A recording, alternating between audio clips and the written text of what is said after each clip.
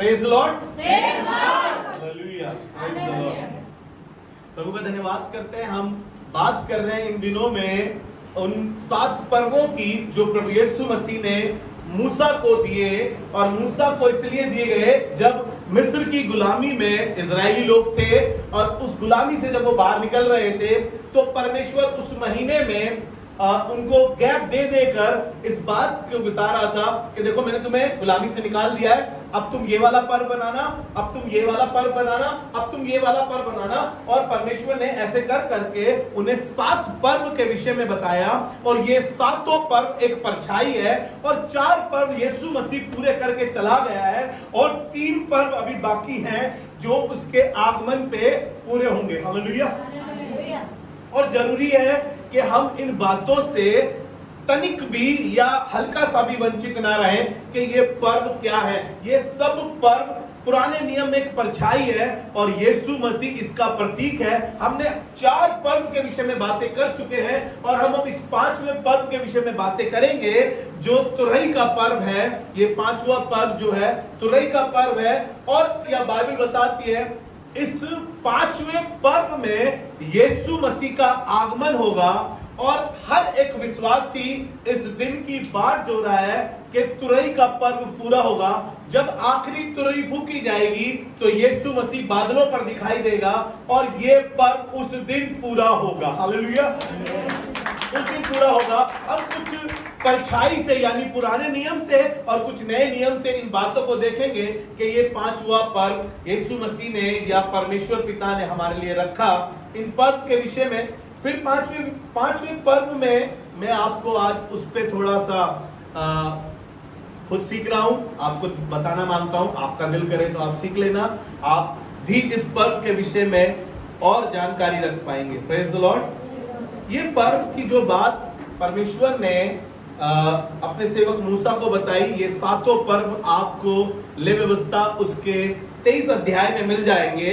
लेकिन आज हम 23 अध्याय के 24 पद पे बात करेंगे और देखेंगे कि ये पर्व परमेश्वर ने जब मूसा को दिया तो ये पर्व जो परछाई है, और अब जब नए नियम में हम देख रहे हैं ये पर्व पूरा होना है क्योंकि यीशु मसीह बादलों पर आएगा, और लिखा है कि आखिरी नरसिंगा फूंका जाएगा। Praise the Lord. हम उसके विषय में बात करेंगे। तो वहां पे ऐसा लिखा है 23 अध्याय उसके 24 पद में, इस्राएलियों से कह कि 7वें महीने के पहले दिन को 7वें महीने के पहले दिन को तुम्हारे लिए परम विश्राम हो, तुम्हारे लिए परम विश्राम हो, उसमें स्मरण दिलाने के लिए नरसिंगे फूके जाए, और एक पवित्र सभा इकट्ठी की जाए। हम कह रहे हैं ना कि वो आखिरी तुरही फूकी जाएगी, वो आखिरी नरसिंगा फूका जाएगा जब यीशु मसीह बादलों पर आएगा, और वो अपने लोगों को अपने साथ हवा में बादलों में ले जाएगा। और यहाँ पर लिखा है, ये जो परछाई की बात हम कर रहे हैं, इजरायलियों से कहना कि एक पवित्र सभा हो, 7वें महीने के पहले दिन में एक महापवित्र सभा हो, और उस सभा में नरसिंगा फूका जाए और सब लोग वहां पर इकट्ठे हो। ये वही बात कह रहा है जो आने वाले समय की होने वाली है। हालेलुया। मैंने बताया आपको ये जो 5वां पर्व है ये यीशु मसीह के आगमन को दिखाता है, जब वो बादलों पर आएगा और ये तुरही फूकी जाएगी। ये जो दिन यहूदियों का पर्व का दिन है, ये यहूदी लोग, इजरायली लोग जब आज उनके विषय में बात करें तो इनका दिन शुरू होता है शाम 6 बजे से, और अगले दिन शाम 6 बजे तक इनका ये दिन रहता है। लेकिन अगर हम देखें तो हमारा दिन सुबह 12 बजे से शुरू हो जाता है, रात के 12 बजे से अगला दिन लग जाता है हम लोगों का। और यहूदियों में ये लेकिन शाम के समय, शाम से 6 बजे से अगले शाम 6 बजे तक ये इनका दिन रहता है। और यहूदियों में जब तक अमावस्या की रात में वो चांद दिखाई नहीं देता तो ये पर्व मनाया नहीं जाता। ये पर्व किसी कैलेंडर के उससे कैलेंडर की डेट के ऊपर निर्धारित नहीं है, और ये उस समय जब चांद दिखता था, जब नया चांद खुलता था, ये उस समय क्या करते थे, ये यहूदी लोग आपस में एक दूसरे को बताते थे और इसका उत्सव बनाते थे, और उसको मालूम चलता था उनको कि अब ये पर्व मनाया जाएगा। आपको मालूम होगा, आपको याद होगा, हमारे मुस्लिम भाई लोग जो है चांद देखकर ईद मनाते हैं। उनकी ईद ना तो कैलेंडर की तारीख पर है और ना किसी और चीज पर निर्धारित है, लेकिन जब चांद दिखता है तो वही बनाते हैं। यीशु मसीह के समय पर जब वो चांद दिखाई देता था और तब ये पर्व मनाए जाते थे। अगर वो उनका नया साल लगता था, अगर चांद नहीं दिखाई दिया मौसम की गड़बड़ी के कारण से या कैलेंडर के कोई निर्धारित समय नहीं था, लेकिन एक मीटिंग उनकी हुआ करती थी। उस मीटिंग के दो व्यक्ति गवाही देते थे सेम, और उन्होंने चांद को देखा हो या सही समय पर उनके टाइम मिलते हो तो ये पर्व मनाया जाता था यीशु मसीह के समय पर। ये नया चांद देखने का दिन और घड़ी और भविष्यवाणी कोई नहीं जानता था, ना कोई जानता है, ना कोई जानता था, और ना इसकी कोई भविष्यवाणी कर सकता है। Praise the Lord. लेकिन यीशु मसीह के कलाम में जब हम देखते हैं, मेरे साथ निकाल कर पढ़ें मत्ती रचित सुसमाचार उसका 24 अध्याय उसके 36 पद को पढ़ेंगे। यीशु मसीह ने अपने आगमन के बारे में कुछ ऐसा ही कहा है जैसा हम इस चांद के विषय में कह रहे हैं कि जब चांद निकलता था तो ये पर्व मनता था। इसके लिए कोई डेट या कोई निर्धारित समय नहीं रखा गया था। उस दिन और उस घड़ी के विषय में, उस दिन और उस घड़ी के विषय में कोई नहीं जानता, ना स्वर्ग के दूत और ना पुत्र परंतु केवल पिता। Praise the Lord. उस दिन और उस घड़ी के विषय में कोई नहीं जानता जब ये आखिरी तुरई या आखिरी नरसिंगा फूका जाएगा, उस दिन के विषय में कोई नहीं जानता है। यहाँ पर लिखा है ना स्वर्गदूत ना कोई व्यक्ति। इसी प्रकार से यहूदी लोगों को नहीं मालूम होता था इस पर्व के विषय में। चांद निकलता था तो पर्व है, अगर चांद नहीं निकला किसी कारणवश से, मौसम की खराबी से, तो क्या होता था, उस मीटिंग के दो व्यक्ति इस बात को दर्शाते हैं, बताते हैं। उस दिन होता यह था कि वो जब दोनों की गवाही सेम होती थी, सेम टाइम पे उन्होंने देखा है, इस बात से महायाजक इस बात की घोषणा करता था और उस दिन नरसिंगा फूका जाता था। महायाजक इस बात की घोषणा करता था, तब ये नरसिंगा फूका जाता था। अगर मौसम की गड़बड़ी से नहीं निकला या कैलेंडर की तारीख तो कोई निर्धारित थी नहीं इसके लिए, लेकिन चांद पर निर्धारित थी, तब ये नरसिंगा फूका जाता था और उस दिन ये पर्व मनाया जाता था। मत्ती रचित सुसमाचार उसका 24 अध्याय उसके 29 और 30 पद ये उन दिनों की बात बता रहा है जब बड़ा कलेश होगा, और उस कलेश में हमको और आपको ये नरसिंगे का शब्द सुनाई देना चाहिए, क्योंकि जब यीशु मसीह बादलों पर आएगा, बाइबल में बहुत सी बातें लिखी है कि भरमाने वाली आत्माएं आएंगी, अद्भुत काम करने वाली आत्माएं दिखाई देंगी, और ऐसी आत्माएं जो मुर्दों तक को जिंदा कर देंगी। लेकिन मुझे और आपको उस पर्व को जानने के लिए इस नरसिंगे का शब्द साफ साफ सुनाई देना चाहिए। आगे चल के मैं नरसिंगे के बारे में भी बताऊंगा, लेकिन कुछ बातें आपको बताना इसलिए जरूरी समझ रहा हूं बाइबल से, क्योंकि वो दिन जब आएगा तो मुझे और आपको पहचान होनी चाहिए। कलीसिया को जरूर से इस बात की पहचान हो, जब रैप्चर होगा तो उस रैप्चर में क्या होगा, जब यीशु मसीह बादलों पर आएगा तो होगा क्या, लोग भागेंगे अद्भुत काम देखने के लिए, जहां यहाँ मुर्दे जिंदा हो रहे हैं, यहाँ पर ये हो रहा है, यहाँ पर वो हो रहा है। लेकिन आपको बताया उस दिन भरमाने वाली आत्माएं बहुत होंगी। लेकिन यहाँ पर ऐसा लिखा है कलेशों के पश्चात जब ऐसा होगा, जी पढ़े, उन दिनों के कलेश के तुरंत बाद सूर्य अंधियारा हो जाएगा। क्या हो जाएगा? सूर्य अंधियारा हो जाएगा। समझने की कोशिश करें, सूर्य अंधियारा हो जाएगा और चंद्रमा का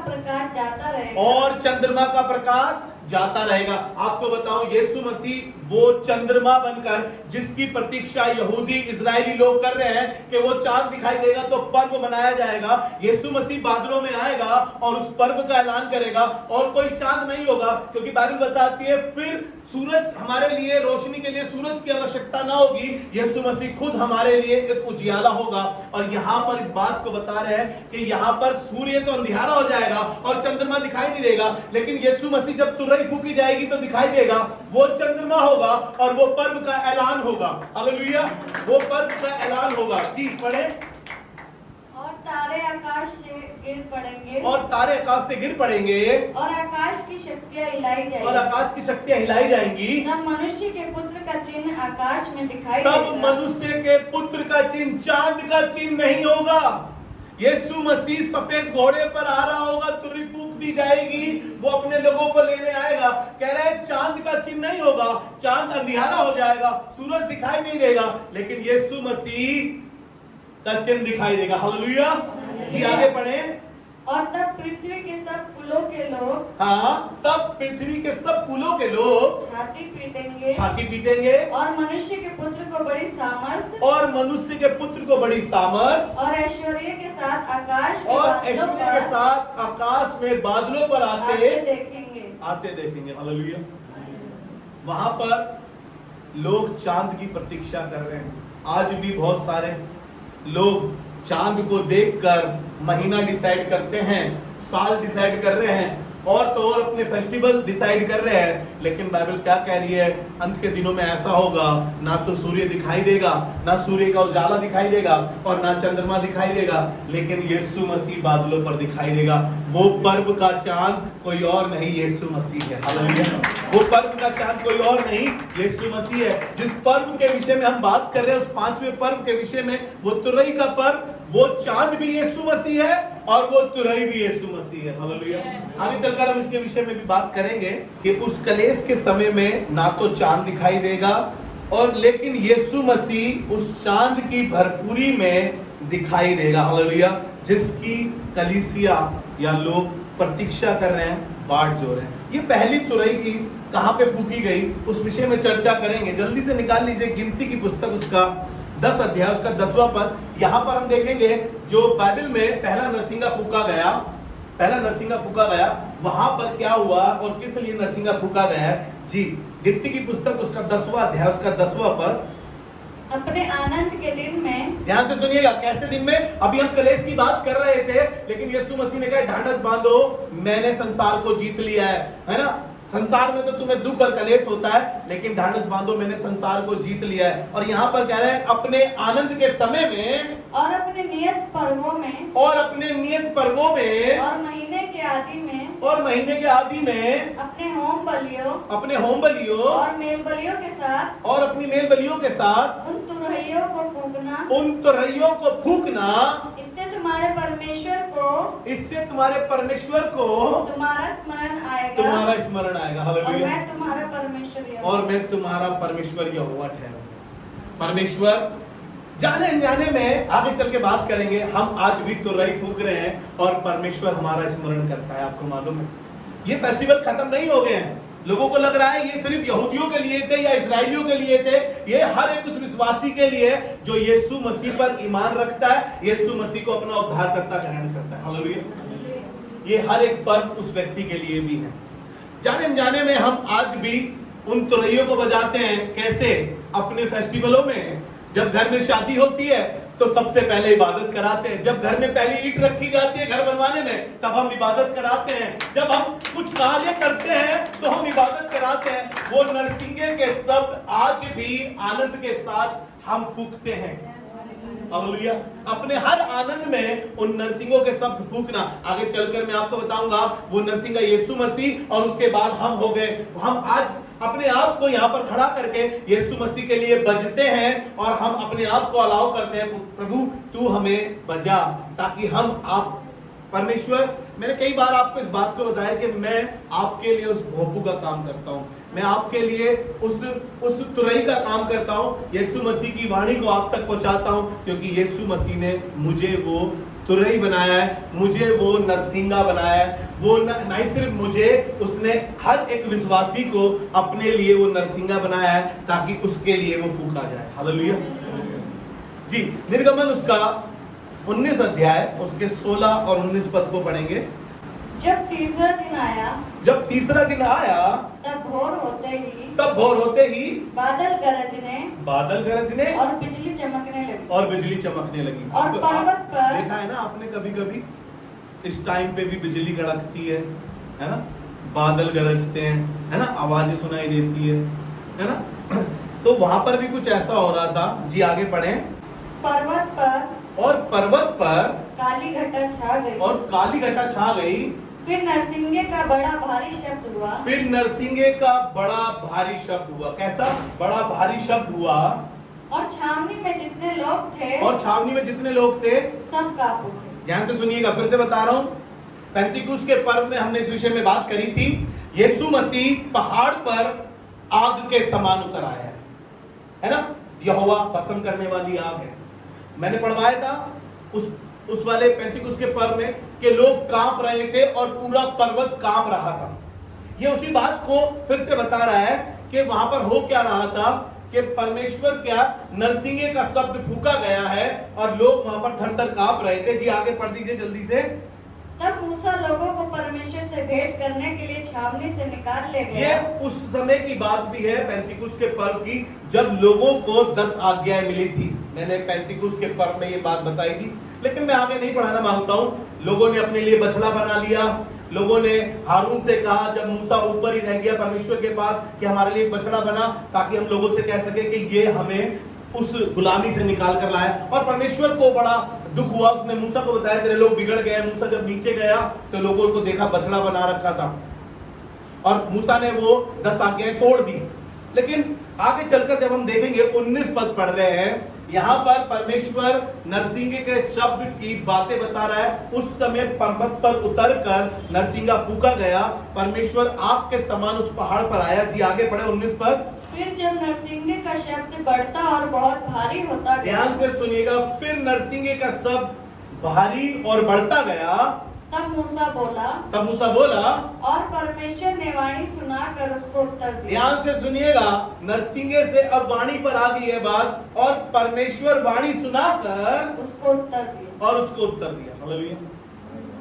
कई बार परमेश्वर मुझे और आपको फिर से सिखाना मांगता है, बताना मांगता है। देखो, नरसिंगे का शब्द सुनो तो अटेंशन में आ जाना। आपको याद होगा नबूकदनेस्सर राजा ने जब एक मूर्त बनवाई थी और वहां पर सद्रक, मेशक और अबेदनगो ने जब उसकी मूर्ति को धनवत करने के लिए मना कर दिया था, तो लोगों ने उनकी चुगली करी, तो आग के धधकते हुए भट्टे में डालने की बात चल रही थी। लेकिन जब राजा के पास ये खबर पहुंची तो राजा ने कहा, अभी वीणा बजाई जाएगी, अभी सारंगी बजाई जाएगी, अभी तुरई बजाई जाएगी, अभी तरीके के बाजे बजेंगे, और तुम्हें मौका दे रहा हूं, झुककर अपने परमेश्वर को धन्यवाद कर देना। ये तुरई बहुत जगहों पे बजाई गई है।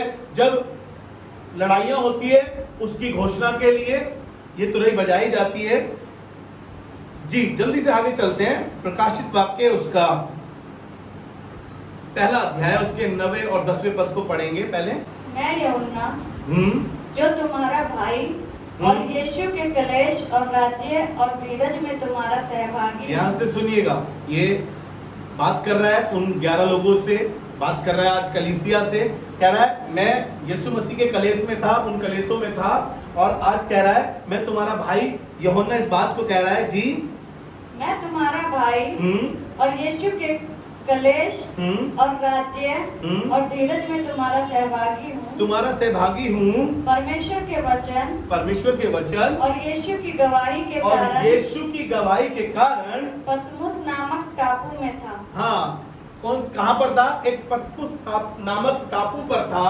ये यूहन्ना अपनी गवाही दे रहा है, अपने बारे में बता रहा है। जी आगे, मैं प्रभु के दिन आत्मा में आ गया। मैं प्रभु के दिन में, प्रभु के समय में आत्मा में आ गया और अपने पीछे तुरई का सा बड़ा शब्द यह कहते सुना। ध्यान से सुनिएगा, और अपने पीछे तुरई का ये शब्द सुनते हुए, कहते हुए सुना, जो कुछ तू देखता है उसे पुस्तक में लिख कर सातों कलीसियाओं के पास भेज दे। जी, अर्थात इफिसुस। बस ये 7 कलीसियाएं आप पढ़ लीजिएगा। हम 12 पद से पढ़ रहे हैं, जल्दी से 12 पद पढ़ दीजिए।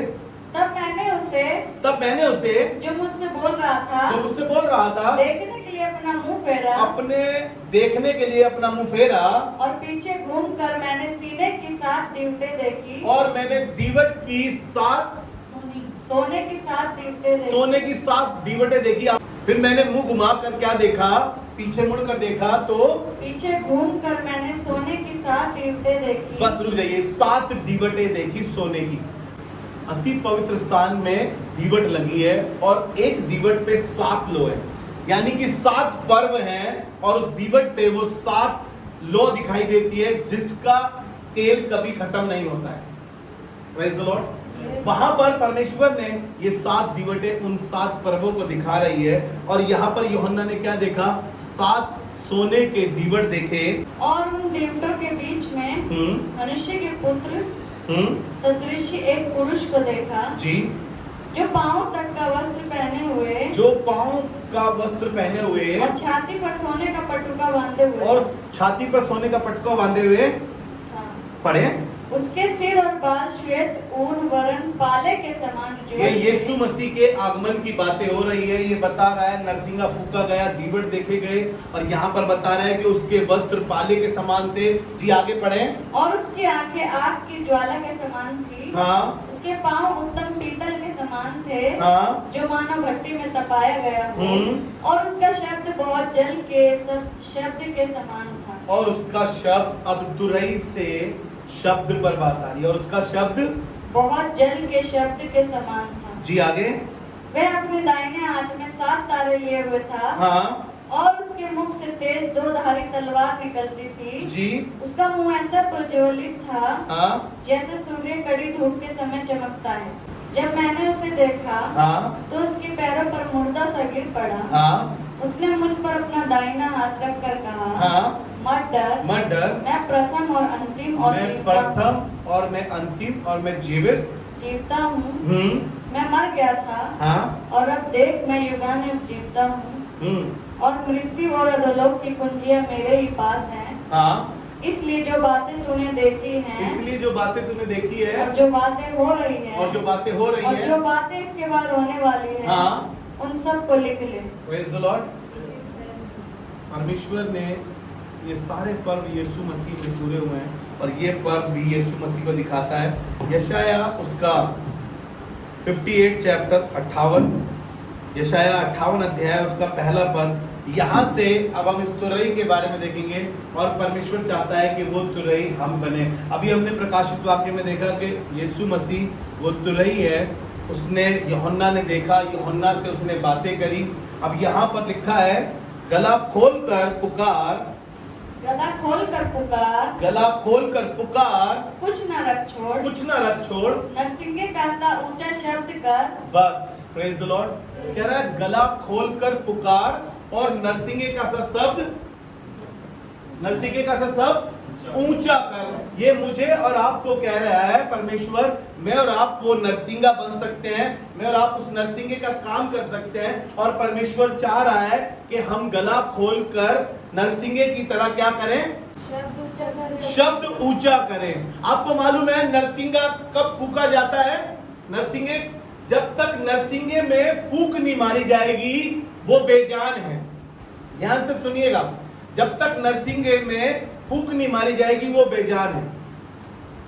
और यीशु मसीह के कलाम से हम देख रहे हैं, गला खोल कर पुकार, कुछ ना रख छोड़, नरसिंगे का सा शब्द ऊंचा कर, और मेरी प्रजा को उसका अपराध अर्थात याकूब के घराने को उसका पाप जता दे। Praise the Lord. नरसिंगे का सा शब्द ऊंचा करना है, गला खोलना है।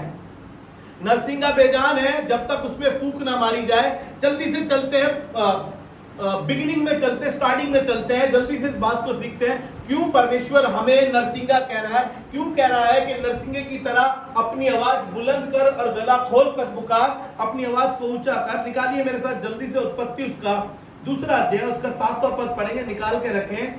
अगर हमें अपनी आवाज को बुलंद करना है तो हमें क्या करना पड़ेगा? हमें यीशु मसीह की सूरत में अपने आप को इख्तियार करना पड़ेगा, यीशु मसीह की तरह अपने आप को बनाना पड़ेगा, उसके पद चिन्हों पर चलना पड़ेगा। तब मैं और आप एक नरसिंगे का काम कर पाएंगे। जब हमारी तुरई फूकी जाएगी, वो नरसिंगा फूका जाएगा, तब क्या होगा?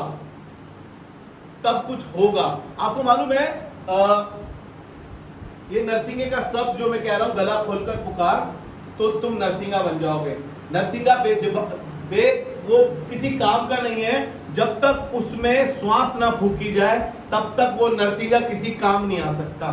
नरसिंगे में श्वास को फूकना पड़ता है। आप अगर पिक्चर देखेंगे तो ऐसे मुंह पे लगाकर उसको फूका जाता है, तब वो बजता है। और यीशु मसीह ने बिगिनिंग में क्या करा, आदम को बनाने के बाद 7वें पद में, उत्पत्ति उसका दूसरा अध्याय के 7वें पद में अपने नथनों का सांस फूंक दिया और जीवित प्राणी बन गया। हालेलुया। बेजान है वो नरसिंगा जब तक उसमें फूंक ना मारी जाए। यीशु मसीह ने मुझ में और आप में अपने नथनों का सांस फूंका है, इसलिए मैं और आप उस नरसिंगे के शब्द हैं और अपनी आवाजों को ऊंचा करें। परमेश्वर के उन कामों को, उस कामों को जो उसने करे, लोगों में जाकर उसका प्रचार करें, उसकी चर्चा करें और उन कामों को बता सकें कि परमेश्वर ने मुझे और आपको भी वो नरसिंगे का शब्द दिया है और मुझे और आपको भी वो नरसिंगा बनाया है। जब मैं और आप ये काम करेंगे तो परमेश्वर इस बात को देखकर मैं सोचता हूँ खुश होगा। लेकिन हम भूल गए हैं कि हम में भी नथनों का सांस फूंका गया है। अगर हम में नथनों का सांस ना फूंका जाता तो हम भी बेजान मिट्टी होते, हम भी बेजान मिट्टी होते उस नरसिंगे की तरह। जब तक उसमें कोई फूंकता नहीं, वो आवाज नहीं करता। मुझ में और आप में उसके नथनों का सांस फूंका गया, इसलिए मैं और आप बाबुलंद उसकी आवाज को बुलंद करते हुए उसके कामों को बता सके लोगों को। हालेलुया। यहेजकेल की पुस्तक उसका 33 अध्याय उसके 1 से 6 तक। यहोवा का यह वचन मेरे पास पहुंचा, यहोवा का ये वचन मेरे पास पहुंचा, हे मनुष्य की संतान, हाँ, अपने लोगों से कहे, हाँ, जब मैं किसी देश पर तलवार चलाने लगूं, जब मैं जिस देश पर तलवार चलाने लगूं और उस देश के लोग किसी को अपना पहरुआ करके ठहराएं, और अपना टहलुआ करके ठहराएं, तब यदि वह यह देखकर कि इस देश पर तलवार चलने वाली है, और ये देखकर इस देश पर तलवार चलने वाली है, नरसिंगा फूंककर लोगों को चिता, फूंक कर लोगों को चिता दे, तो जो कोई नरसिंगे का शब्द सुनने पर ना चेते, जो कोई नरसिंगे का शब्द सुनने पर ना चेते और तलवार के चलने से मर जाए, और तलवार के चलने से मर जाए, उसका खून उसी के सिर पड़ेगा, उसका खून उसी के सर पर पड़ेगा। इसलिए कहना मांगता हूँ, नरसिंगे के शब्द की आवाज हमें साफ साफ सुनाई देनी। Praise the Lord. जब यीशु मसीह बादलों पर आए तो हमें उसकी आवाज समझ में आनी चाहिए। हम भीड़ की तरह ना भागने लग जाए, हम अद्भुत कामों के पीछे ना भागने लग जाए, हम चमत्कारों के पीछे भागने ना लग जाए, क्योंकि आजकल लोग चमत्कारों के पीछे भाग रहे हैं। लेकिन यहाँ पर आगे पढ़े जल्दी से। उसने नरसिंगे का शब्द सुना, हाँ, परंतु ना चेता, इसलिए उसका खून उसी को लगेगा, उसका खून उसी को लगेगा, परंतु यदि वह चेत जाता, हाँ, तो अपना प्राण बचा लेता। Praise the Lord. होता क्या था, याजक मेमना लेता था और मेमने का लहू लेकर अति पवित्र स्थान में, महायाजक अति पवित्र स्थान में साल में एक बार, कितने बार? साल में एक बार इजराइलियों ने जो गुनाह किया था, जो पाप किया था, वो मेमने का लहू ले जाकर अति पवित्र स्थान पर वेदी पर रखता, महायाजक, ताकि इजराइलियों के ऊपर से वो पाप उतर जाए। यहाँ पर जल्दी से यहोशू उसका 6वां अध्याय उसके 12वें पद से जल्दी से आपको पढ़ाऊंगा। यहाँ पर यरीहो की दीवार है और वो इतनी बड़ी दीवार है कि इसके ऊपर 7 रथ एक साथ चलते हैं। यरीहो की दीवार पर 7 रथ एक साथ चलते हैं और यहाँ पर परमेश्वर के लोग परेशान हैं, दुखी हैं, हताश हैं और परमेश्वर ने उनको कहा कि देखो ऐसा करना, तुम आगे आगे चलना, लेवियों को रखना, नरसिंगा फूंका जाएगा, बहुत सारी बातें बताई जा रही थी। लेकिन बाद में परमेश्वर ने कहा ना नरसिंगा फूंका गया ना कुछ, केवल वो चक्कर लगा रहे थे, उसके 7 चक्कर लगा रहे थे। पहले दिन, दूसरा दिन 7 चक्कर लगाते और बाइबल बताती है वो दीवार नींव से हट गई। आपको बताऊं, जरूरी नहीं है कि हम वो नरसिंगा लें और उसको फूके, समझ रहे हैं आप, लेकिन हम हर दिन परमेश्वर के लिए बच सकते हैं, उन कामों को करके उसके लिए वो काम कर सकते हैं। जी पढ़े जल्दी से यहोशू की पुस्तक उसका 6वां अध्याय उसका 12 पद से पढ़ रहे हैं। यहोशू सवेरे उठा और याजकों ने यहोवा का संदूक उठा लिया, हाँ, और उन 7 याजकों ने मेढ़ों के सिंगों के साथ नरसिंगे लिए जी, और यहोवा के संदूक के आगे आगे फूंकते हुए चले। क्या कह रहे हैं? नरसिंगे फूंकते हुए आगे आगे चले और उनके आगे हथियारबंद पुरुष चले, हाँ, और पीछे वाले यहोवा के संदूक के पीछे पीछे चले जी, और याजक नरसिंगे फूंकते चलते गए। इस प्रकार में दूसरे दिन भी एक बार नगर के चारों ओर घूमकर छावनी में लौट आए और इसी प्रकार उन्होंने 6 दिन तक किया। जी। फिर 7वें दिन में बड़े तड़के उठकर हाँ। उसी रीति से नगर के चारों ओर हाँ। 7 बार घूम आए। 7 बार घूम आए। केवल उसी दिन में 7 बार घूमे। हाँ।